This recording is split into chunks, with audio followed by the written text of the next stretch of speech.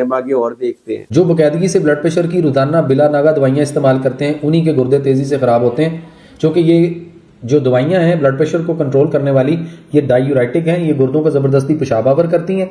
अब अगले क्लिप में कह रहे हैं कि ब्लड प्रेशर की दवाई ना लें।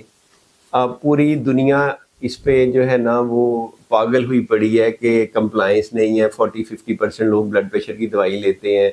इंश्योरेंस कंपनी या अमेरिका सारा इसके पीछे के ज़्यादा से ज़्यादा लोग दवाई लें, क्योंकि अब 5-10 मिलीमीटर ब्लड प्रेशर बढ़ने से भी स्ट्रोक, फालज, हार्ट अटैक इनका रिस्क बढ़ता है।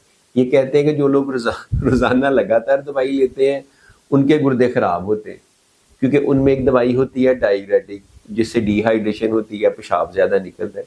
आपको पता है जब आपका ब्लड प्रेशर सबसे मुश्किल से कंट्रोल होता है, जिसे रेजिस्टेंट हाइपरटेंशन कहते हैं, उसमें जब ऐड करते हैं ड्रग ऑफ चॉइस वो डायूरेटिक होती है। मैं आपको किसी का क्लिप दिखा देता हूँ कि जिसमें वो बताएगा कि रेजिस्टेंट हाइपरटेंशन में सबसे ज़्यादा जो इफेक्टिव मेडिसिन है वो डायूरेटिक है। Resistant hypertension is defined as the inability to meet your goals of lowering your blood pressure after trying at least 3 different medications, and one of them has to be a diuretic. 4 तरह की दवाइयाँ जो first line है, AC inhibitor, ARB, calcium channel blocker और diuretics.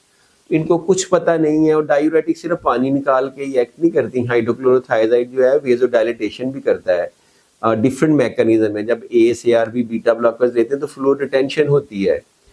तो इनका तो इन बेचारों को, चूंकि ही is not an MBBS doctor, ये तो मुझे बातों से पता चल गया है, क्योंकि लैंगरोन, थेरापी, डोनर जो सारी वर्डिंग है वो भी प्रोनाउंसिएशन भी ठीक नहीं है।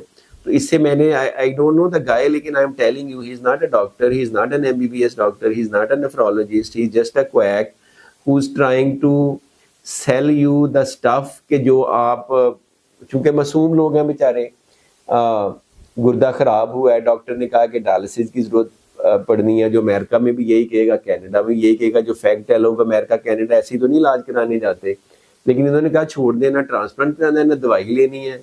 मेरे पास दवाइयाँ, और आगे दवाइयों का जिक्र भी एक मज़हका खेज तरीके से आपको बताता हूँ कि करना क्या अगर गुर्दे फेल हो जाए तो।